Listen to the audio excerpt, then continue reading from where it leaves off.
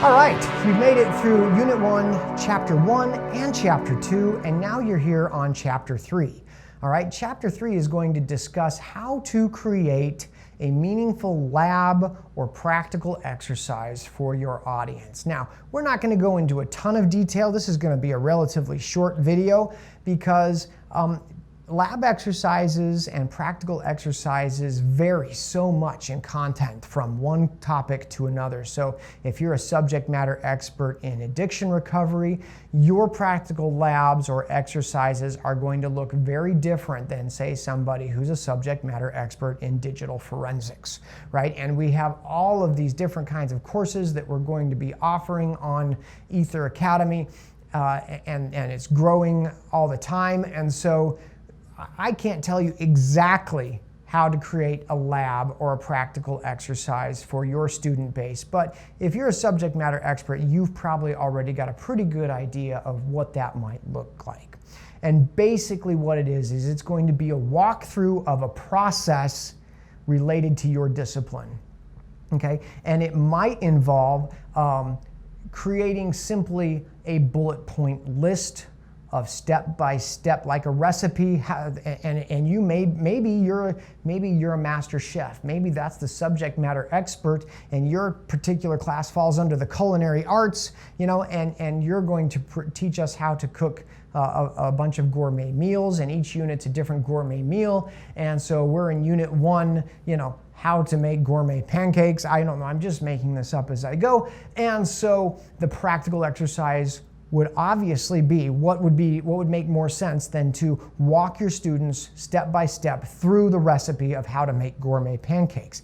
Now, you could do this one of several different ways. Number one, you could simply just provide them a checklist, a recipe as you'd find in a recipe book, only it would be your own intellectual property, not copyright infringed, and it would be available on the e-course for your students to be able to follow step by step. A more efficient and effective way to do that would be to do a video demonstration. So again, you would be in front of the camera. We probably, for example, wouldn't be in studio for something like that. We would actually be in an industrial kitchen of your choice, and you would be showing us how to actually make gourmet pancakes.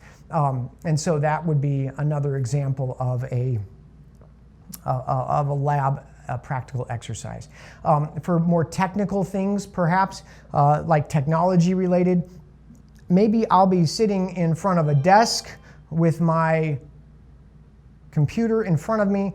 I'll be walking through a process, say how to analyze a hard drive and how to identify the file system or components of the file system. And so I'll be talking to the camera, walking through the process, explaining it. I'll also be doing a screen capture of my workflow, and then similarly to creating a video with a slideshow presentation behind you, I might just be cutting back and forth between me explaining and talking to the camera and the actual workflow of the process on screen. So those are several examples of how you might implement a lab or a practical exercise into your e-course, where you walk them through the process, and then ideally you would have them create some kind of a journal or some kind of a report on their process, documenting either their success or their failure, or their varying degrees of success. Let's be positive.